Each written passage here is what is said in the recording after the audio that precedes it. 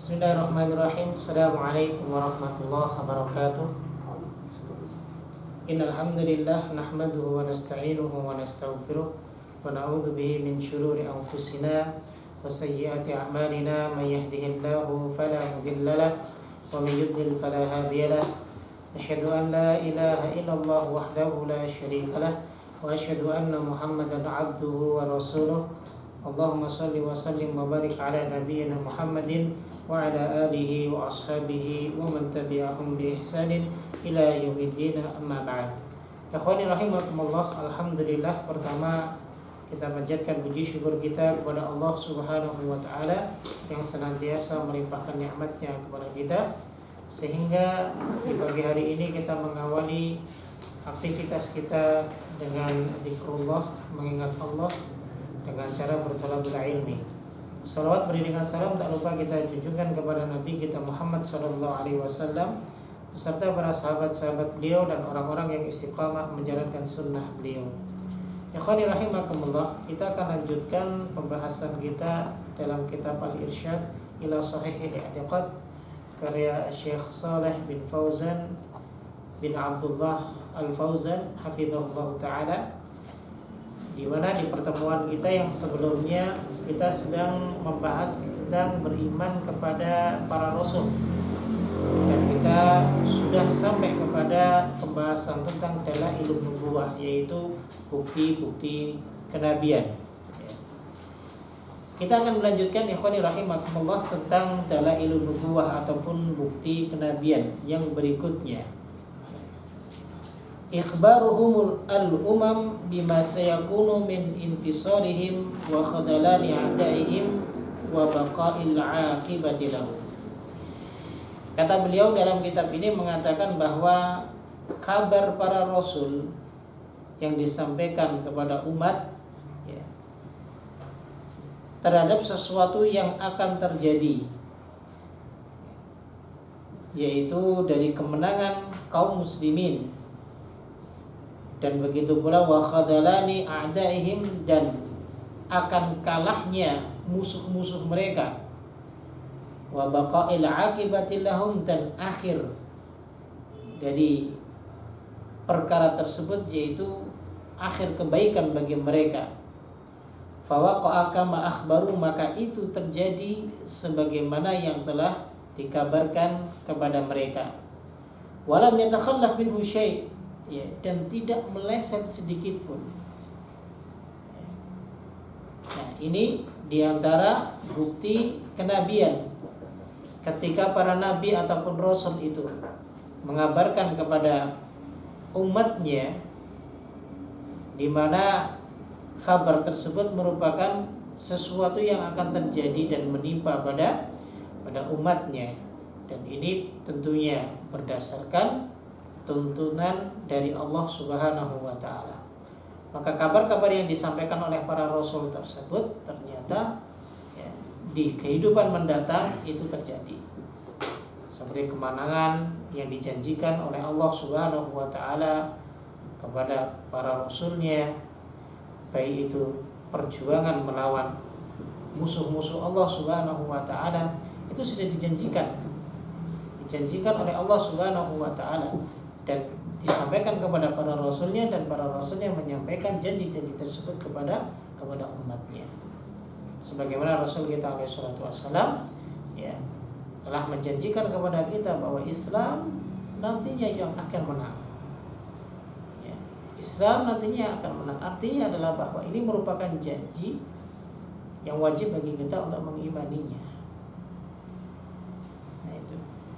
Begitu juga beliau memberikan contoh kama hasala li Nuhin wa Hud wa Saleh wa Syuaib wa Ibrahim wa Lut wa Musa wa nabiyuna Muhammadin sallallahu alaihi wasallam. Sebagaimana yang terjadi terhadap Nabi Nuh, Nabi Hud, Saleh, Syuaib, Ibrahim, Lut, Musa, dan Nabi kita alaihi salatu wassalam.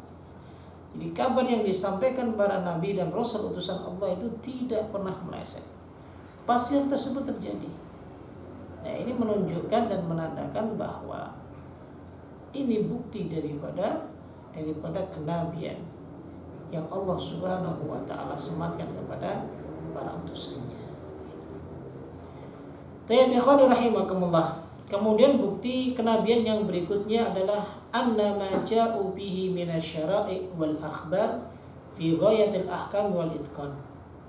Bahwa sesungguhnya sesuatu yang mereka bawa dari syariat, dari kabar, ya, dan tujuan ya, yang akurat ya, dan juga tepat, wa kashful haqa'iq, dan juga membuka tabir ya, kebenaran, wa hadil khalaq, dan petunjuk kepada makhluk, mimma ya'lamu bil darurati, dari sesuatu yang telah diketahui secara darurat ataupun secara daruri, anna mithlahu la yasduru illa an a'lamin nasi wa abarrihim, ataupun semisalnya, maka ini tidak bisa dilakukan melainkan orang-orang yang paling faham dan yang paling baik di antara mereka. Ya. Artinya adalah bahwa yang mereka bawa dari syariat, dari hukum-hukum yang ada.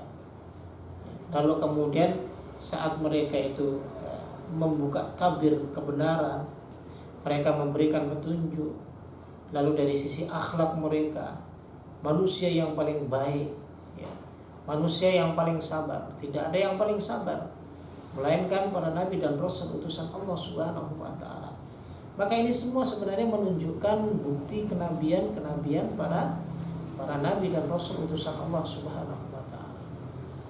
Karena jika dilihat dari sisi akhlaknya, misal tidak ada akhlak yang paling baik ya, pada saat dimana para rasul ini diutus kepada umatnya, yang melainkan beliau-beliau ini yang paling baik. Tidak ada tutur kata yang paling baik yang melainkan para rasul utusan Allah ini di tengah-tengah masyarakat. Tidak ada kalimat yang paling benar diucapkan yang melainkan mereka-mereka inilah yang diutus oleh Allah Subhanahu wa taala. Karena sejak mereka dilahirkan, bahkan sejak mereka berada di rahim ibunya, beliau berada di rahim ibunya itu sudah dijaga oleh Allah Subhanahu wa taala. Sampai beliau dinobatkan, diangkat menjadi rasul, Allah menjaga dari sisi akhlak, dari sisi muamalah, dari sisi keyakinan. Ya. Contoh Nabiullah kita Ibrahim alaihissalatu wassalam. Ya. Meskipun beliau berada di tengah-tengah masyarakat yang menyembah patung berhala, beliau di bawah asuhan seorang bapak yang justru malah membuat patung ataupun berhala.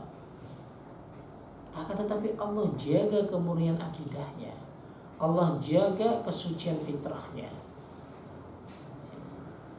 sehingga dengan itu beliau benar-benar mengemban tugas dan amanah dari Allah Subhanahu wa taala ya, dengan baik.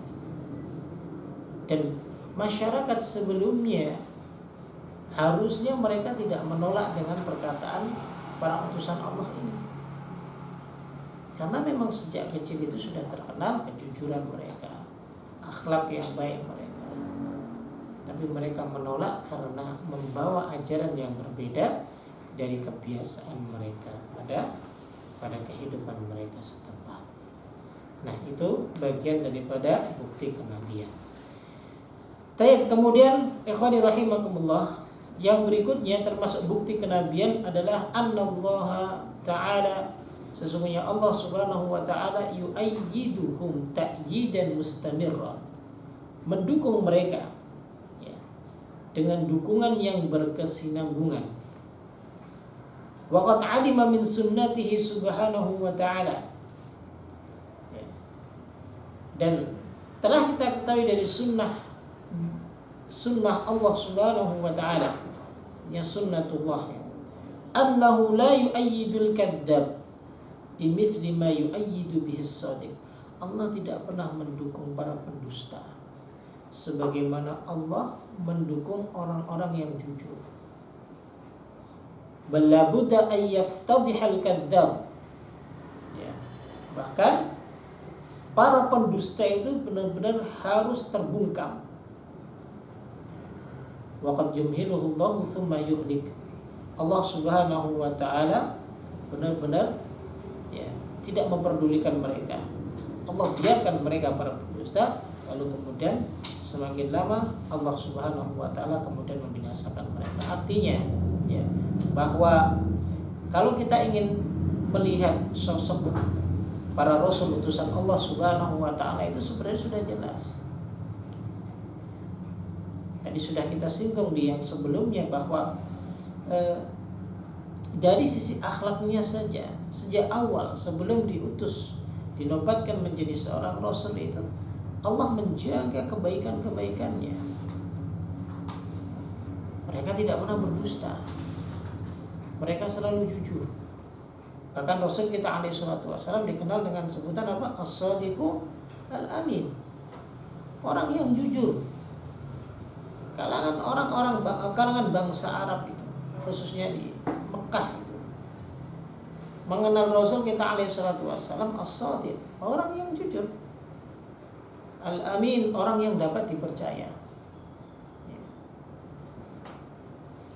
Artinya adalah bahwa dari sisi ini saja, akhlak saja bisa kita nilai. Karena Allah benar-benar mendukung dan menjaga mereka. Kejujuran mereka itu selalu dijaga oleh Allah Subhanahu wa taala. Berbeda dengan pendusta.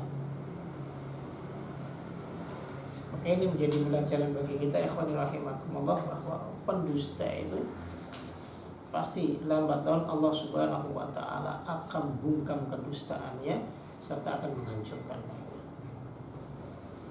Makanya dalam sebuah hadis Rasul kita alaihi salatu wasallam bersabda, "Inna sidqa yahdi ilal birri wa innal birra yahdi ilal jannah." Kejujuran itu akan membawa kepada kebaikan dan kebaikan itu akan mengantarkan seseorang ke surga. Wala yazalu rajulu yusaddiq, dan selama seseorang itu selalu berkata jujur atau berperilaku jujur dengan kejujurannya tersebut hatta yuktaba indallahi siddiqan, sehingga dia tercatat di sisi Allah Subhanahu wa taala sebagai orang yang jujur. Berbeda dengan wa innal kadhiba, dengan orang yang dusta. Kenapa? Fa innal kadhib yahdi ilal fujur. Orang yang dusta itu akan membawa kepada keburukan, dosa. Dusta itu dosa. Fa innal fujura yahdi ilan nar, dan kedustaan itu dan dosa itu akan membawa dia kepada neraka. Dan selama seseorang itu kok selalu berkata dusta, maka hati-hati. Allah suatu saat ya, ketika kedustaannya tersebut ia pelihara, maka akan dicatat di sisi Allah sebagai kadzaban pendusta. Maka jangan sampai akhwani rahimakumullah kita tergolong dari hamba-hamba Allah Subhanahu wa taala yang dicatat oleh Allah Subhanahu wa taala sebagai pendusta. Apapun resikonya, maka kita wajib untuk berkata jujur dan berperilaku jujur. Jangan sampai kita sedikit pun berperilaku ataupun berkata dusta. Karena kalau sudah Allah catat kita sebagai pendusta, artinya Allah Subhanahu wa taala sudah memalingkan kita dari rahmat-Nya. A'udzubillahi wal a'yadu billah. Baik. Ikhwani rahimakumullah. Lalu kemudian di antara bukti kenabian yang berikutnya adalah anna tariqatahum wahidah, bahwa sesungguhnya jalan mereka yang ditempuh itu satu, fima ya'muruna bihi min ibadatillah, dari hal-hal yang dengannya mereka diperintahkan untuk beribadah kepada Allah, wal amalu bitta'ah, dan mengamalkan amalan ketaatan, wa tasdiqu bil yaumil akhir, dan yakin ataupun mengimani kepada hari akhir, wal imanu bi jami'il kutubi war rusul, dan beriman kepada seluruh kitab dan rasul. Fala yumkinu khuruja wahidan minhum amma ittafaqu alaih, maka tidak mungkin di antara mereka itu keluar dari yang telah disepakati. Ya. Fahum yusaddiqu mutaakhiruhum mutaqaddimuhum, maka mereka meyakini ya yang datang berikutnya. Orang-orang yang sebelumnya itu meyakini akan ada para nabi dan rasul yang datang berikutnya. Yubashiru mutaqaddimuhum mutaakhiruhum. Lalu kemudian juga ya, yang telah datang meyakini yang sebelumnya, dan yang sebelumnya meyakini yang akan datang. Ini berbalik. Kama basyarul masih ya, wa min qablihi bi Muhammadin sallallahu alaihi wasallam. Sebagaimana al-Masih ya, dan yang sebelumnya Muhammad sallallahu alaihi wasallam. Wa kama sadaqa Muhammad jami'an nabiyyin qablahu, dan sebagaimana Nabi Muhammad sallallahu alaihi wasallam meyakini seluruh para nabi sebelumnya. Jadi gitu. Artinya bahwa dari awal Allah Subhanahu wa taala mengutus rasul. Pertama yang diutus adalah Nabi Nuh alaihi salatu wasallam. Hingga rasul kita alaihi salatu wasallam ya jalannya satu. Meskipun syariatnya berbeda. Tapi jalannya satu. Jalannya adalah mentauhidkan Allah Subhanahu wa taala. Sekali lagi ini sangat penting sekali bagi kita untuk memahami. Terkadang kita diributkan dengan perkara-perkara furu'iyah, tapi kita tidak pernah memperhatikan perkara-perkara usuliyah. Dianggap enteng. Yang penting mengimani Allah selesai. Padahal keimanan tersebut ada hal-hal yang dapat menggugurkannya. Dan ini tidak diperhatikan oleh sebagian besar kaum muslimin. Sudah jelas bahwa jalan para nabi dan rasul itu hanya satu. Bentuknya adalah ibadah kepada Allah dan kufur terhadap tauhid. Ini sudah sejak dari awal diutusnya para rasul, utusan Allah Subhanahu wa taala. Begitu pula ya, para nabi dan rasul alaihi wassalatu wassalam, mereka yang diutus di akhir, maka mereka akan meyakini para anbiya yang sebelumnya. Begitu juga yang diutus yang sebelumnya akan meyakini akan datang para nabi dan rasul setelahnya. Seperti Nabi Isa alaihissalam mengabarkan kepada umatnya bahwa akan ada Nabiullah yang terakhir, yaitu Muhammad sallallahu alaihi wasallam. Dalam kitabnya dijelaskan, Nabi Isa sendiri pun menjelaskannya.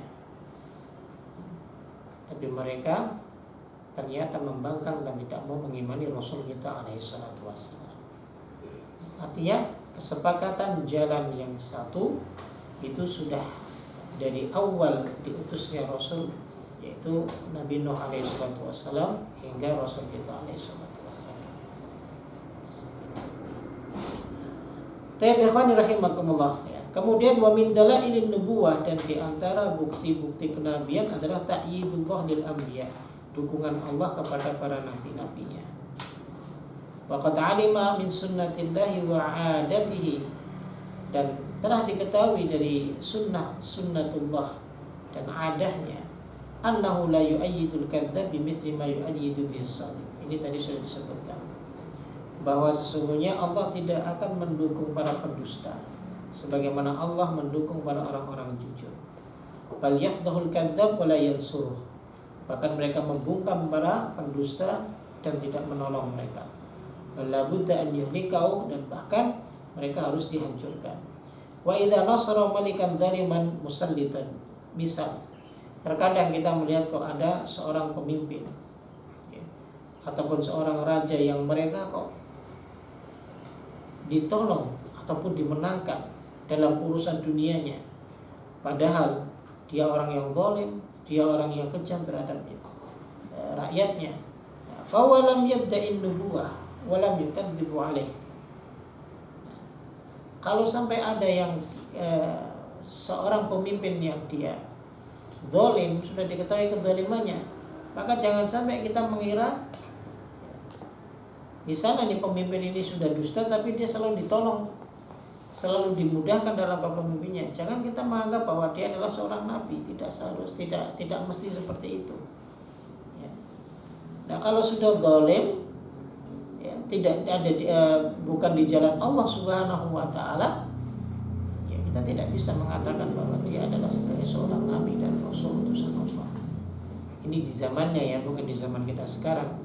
Karena nabi dan rasul sudah tertutup oleh nabi kita Muhammad sallallahu alaihi wasallam. Artinya begini, Kalau kita contohkan, ketika kita melihat kok orang melakukan maksiat terus, akan tetapi dia tidak pernah terlihat kesusahan, tidak pernah terlihat dihukum secara duniawiahnya, jangan katakan perbuatannya itu benar. Itu juga nggak apa-apa tuh, nggak sholat jadi kaya. Saya mau ikut aja deh nggak sholat. Atau jika dia nggak sholat pun menjadi kaya, berarti apa yang dilakukannya itu benar.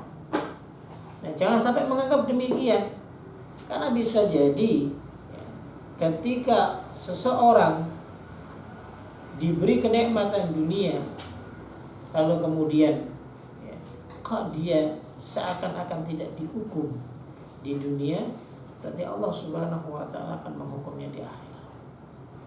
Kenapa? Karena sudah keluar dari ketaatan kepada Allah dan Rasulnya. Orang yang maksiat itu berarti dia keluar dari ketaatan kepada Allah dan Rasulnya. Jadi begitu. Makanya jangan kita anggap demikian. Karena orang yang baik, orang yang jujur, berarti jujur kepada keimanannya, berarti ya dia akan selalu memperhatikan perbuatannya agar tidak keluar dari ketaatan kepada Allah dan ketaatan kepada Rasulnya alaihi wassalatu wassalam. Begitu. Nah, di sini Allah Subhanahu wa taala berfirman dalam surat Al-An'am ayat 129. Wa kadzalika nuwalli ba'dadh dhalimina ba'dhan bima kanu yaksibun. Dan sebagaimana mereka orang-orang zalim itu yang menjadikan teman mereka satu dengan yang lain, ya sama-sama zalim atas apa yang mereka kerjakan. Bi khilafi man qala, terbalik dengan perkataan innallaha arsalahu, sesungguhnya Allah mengutusnya, wa huwa kadhib, dan dia dusta.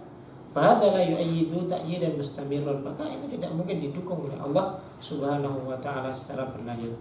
Lakin qad yumhiluhu muddatan thumma yuhlikuhu, dia dibiarkan saja, nantinya di akhirnya maka dia akan dihancurkan, dibinasakan oleh Allah.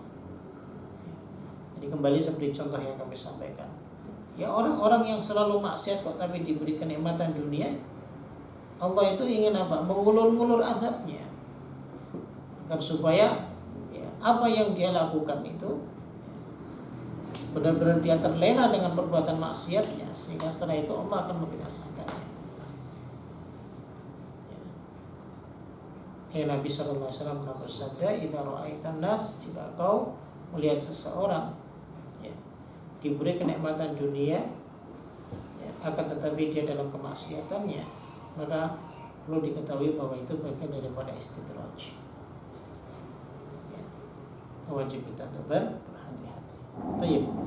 Ikhwani rahimakumullah. Kemudian kita lanjutkan. Beliau mengatakan, "Wa tamyizu bainas shadiq wal kadzib lahu turuqun katsira." Membedakan antara yang jujur dan yang dusta itu punya metode yang banyak. Fima huwa duna da'wan nubuwah. Fa kaifa bid'awan nubuwah? Dengan kita bisa membedakan selain dari kenubuahan. Nah, bagaimana jika ini urusan nubuwah? Maka pasti sangat mudah sekali untuk membedakannya. Wa ma'luman anna mudda'ir risalah imma an yakuna min afdalil khalq wa akmalih. Dan sudah diketahui, maklum aja, bahwa yang mengklaim sebagai rasul yang diutus itu pastinya dari sisi akhlak dan kesempurnaannya itu paling afdal. Wa imma an yakuna min anfusil khalq, ataupun kita bisa nilai akhlaknya yang paling buruk.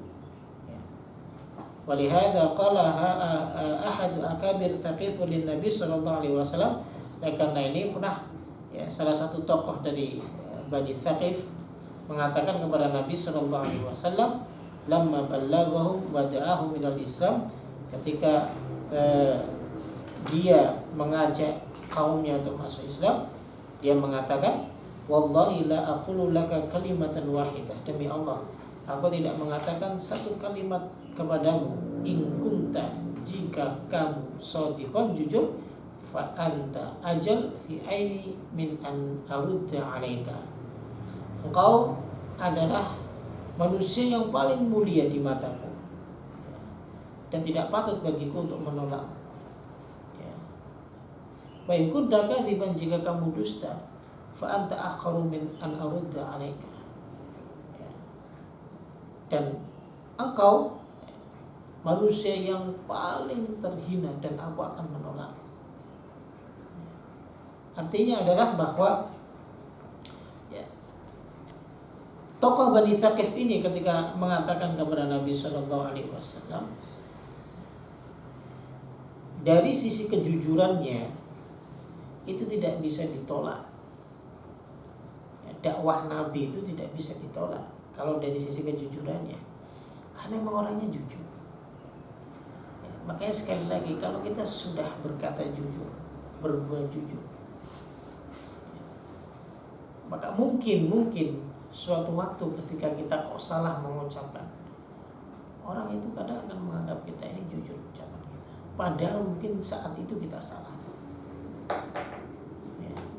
Makanya akhlak yang jujur, akhlak yang baik itu kalau sudah terbangun, maka kan dikatakan oleh Nabi, hatta yuktaba indallahi shadiqan. Sehingga kalau Allah sudah mencatat kita sebagai orang yang jujur, maka kita akan selalu dituntut untuk selalu jujur dalam setiap perkataan dan perbuatan kita. Jadi begitu. Artinya sekali lagi, kalau seorang Nabiullah ataupun Rasul utusan Allah, maka dia itu sudah dikenal kejujurannya dan manusia yang paling baik di antara masyarakat pada saat itu. Kalau ada orang yang mengaku sebagai nabi tapi sudah dikenal dia pendusta, ya tidak mungkin. Tidak mungkin dia itu diklaim sebagai Nabiullah yang sebelum-sebelumnya perilakunya saja sudah dusta. Oke, kalau ada nabi baru, rasul baru sekarang yang marak ya bermunculan. Pertama kita yang aneh dulu ada sebagian yang mengimaninya, meyakininya. Padahal bisa kita nilai, pertama bahwa Nabi Allah kita pernah mengatakan wa ana khatamun nabiyyin, dan aku adalah penutup para nabi, wa rasul, dan penutup para rasul. Sudah jelas, artinya sudah nggak ada nabi dan rasul lagi setelah beliau. Harusnya kalau ada, maka kita wajib menolaknya. Tapi kenapa sebagian, apalagi di negeri kita ini, paling mudah sekali mengikuti hal-hal yang demikian?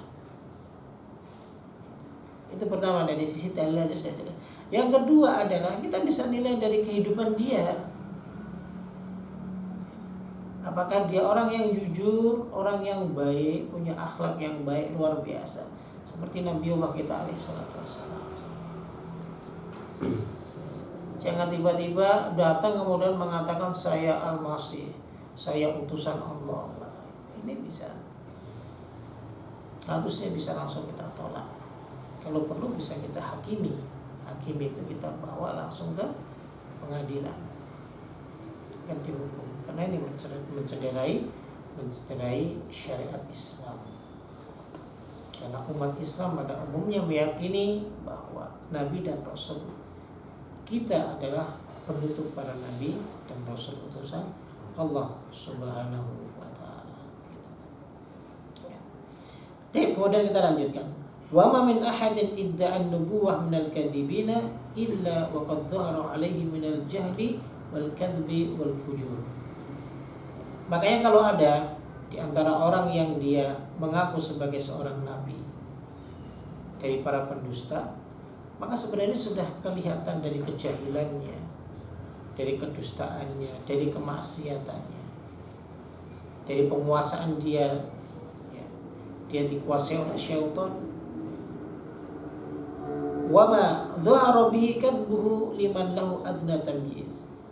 Dan sungguh sangat tampak sekali kedustaan, kebohongannya itu sangat tampak sekali.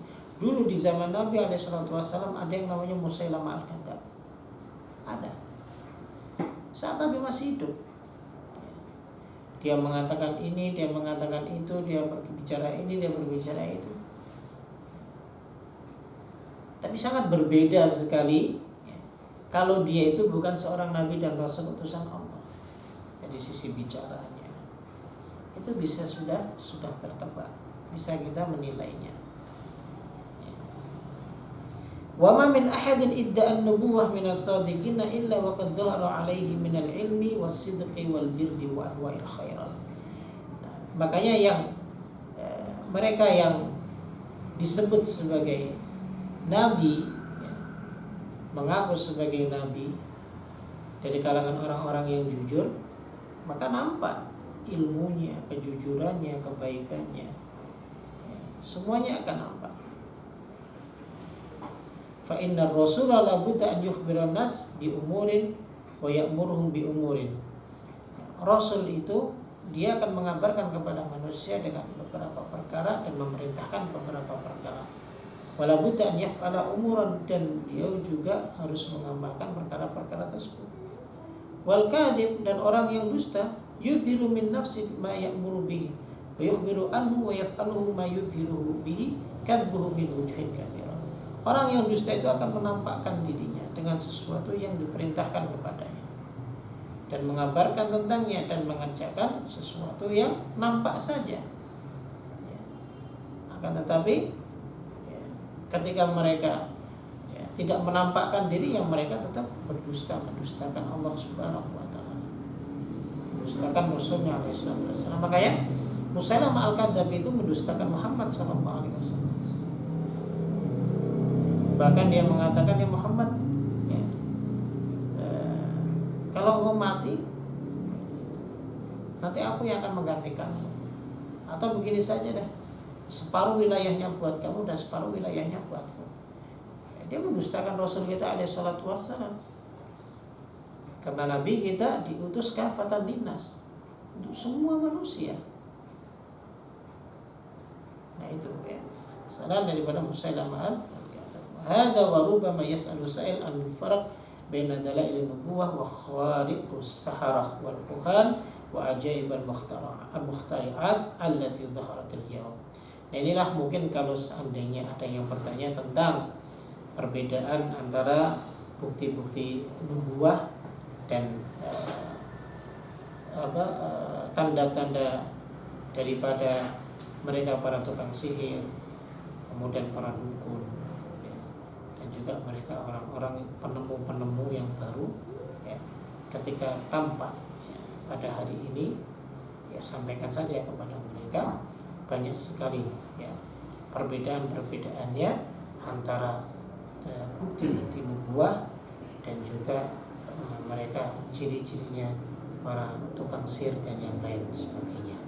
Ya, dan inilah ya ikhwani rahimakumullah ya, antara dalil ataupun petunjuk kenabian, salah satunya adalah tentang akhlak dan kejujuran para nabiullah dan rasul utusan Allah Subhanahu wa taala. Mereka berbeda dengan yang lainnya dan mereka selalu terjaga dari keburukan dan dari perbuatan dosa karena mereka mengemban risalah yang Allah Subhanahu wa taala amanahkan kepada mereka agar disampaikan kepada setiap umatnya. Wallahu taala a'lam bishawab. Kita akan lanjutkan lagi pada pertemuan berikutnya. Subhanallahi wa bihamdik, asyhadu an la ilaha illa anta, astaghfiruka wa atubu ilaik. Assalamualaikum warahmatullahi wabarakatuh.